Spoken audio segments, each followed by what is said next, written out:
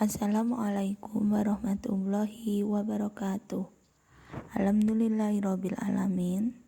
Anak-anak, hari ini kita bertemu dalam pelajaran pendidikan agama Islam dan budi pekerti. Sebelum kita mulai pelajaran, kita berdoa bersama-sama dahulu. Bismillahirrahmanirrahim. Raditu billahi robba wa bil islami dina wa bi muhammadin nabiyya wa rasula. Rabbi zidni ilma warzuqni fahma. Amin. Kita akan belajar di pelajaran pertama, yaitu Nabi Muhammad Shallallahu Alaihi Wasallam teladanku. Nabi Muhammad Shallallahu Alaihi Wasallam teladan bagi seluruh umat manusia. Kita ketahui bahwa Nabi Muhammad Shallallahu Alaihi Wasallam diutus oleh Allah ke dunia untuk memperbaiki akhlak manusia. Dan Nabi Muhammad memiliki sikap dan sifat yang perlu kita teladani. Salah satu yang akan kita pelajari adalah sifat beliau, yaitu sifat jujur. Jujur pengertiannya adalah mengatakan yang sebenarnya atau mengatakan apa adanya. Sikap jujur Nabi Muhammad Shallallahu Alaihi Wasallam. Nabi Muhammad Shallallahu Alaihi Wasallam terkenal dengan sikap jujur beliau dalam setiap perkataan dan perbuatan. Beliau dengan kejujurannya itu mendapat gelar Al-Amin. Apa itu Al-Amin, anak-anak? Al-Amin artinya orang yang dapat dipercaya. Sejak kecil, Nabi Muhammad sudah memiliki sifat jujur ini. Ada sebuah cerita. Pada waktu itu, Muhammad kecil masih dalam asuhan ibu susuannya, yaitu Halimatus Sa'diyah.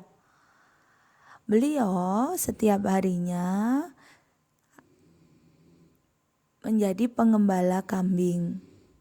Tahukah anak-anak, kambing itu bukan milik beliau, tetapi milik seorang saudagar pada waktu itu. Muhammad kecil seringkali membantu saudagar itu untuk mengembala kambing di padang rumput yang sangat luas. Setiap hari Muhammad kecil mengambil kambing-kambing itu dari kandang si pemilik. Bila dia membawa 10 kambing, maka dia akan mengembalikannya ke kandang lagi 10 kambing.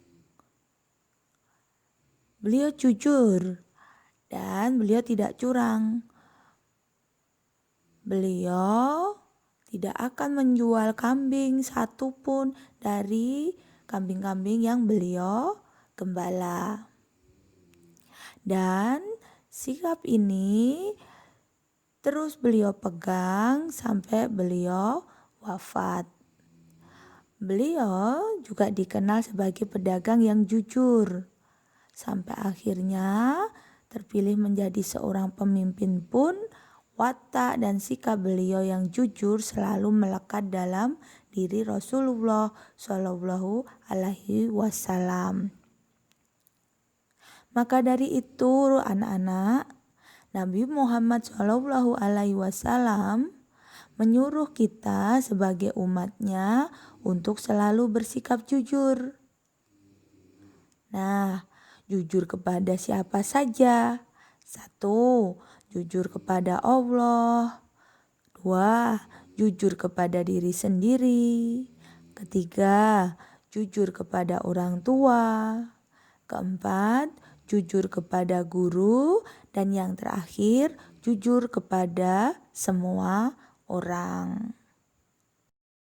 Mari anak-anak kita menyanyikan lagu Aku Anak Jujur. Jadi anak jujur dicintai Allah, jadi anak jujur kebanggaan Rasul. Janganlah kau ragu dan janganlah bingung, jadi anak jujur pasti beruntung. Dengan meneladani perilaku atau akhlak terpuji dari Nabi Muhammad SAW, tentu saja akan memberikan kebahagiaan tersendiri bagi kita yang mau melaksanakannya. Lalu apa saja itu keuntungannya? Yaitu antara lain keuntungan bersikap jujur adalah 1.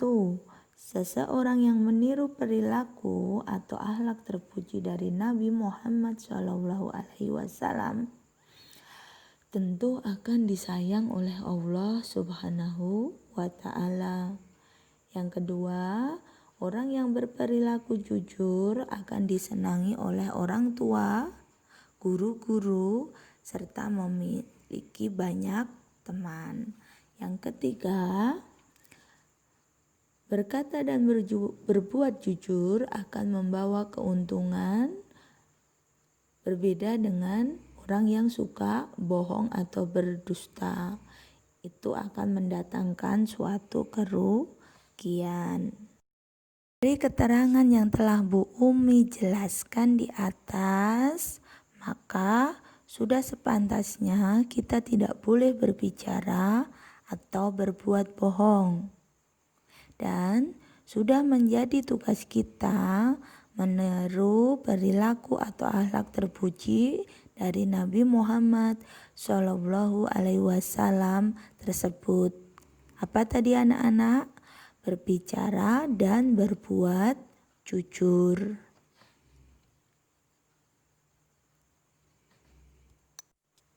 Dan apabila kita berbuat salah anak-anak, cepat-cepatlah untuk meminta maaf dan berbicara dengan jujur.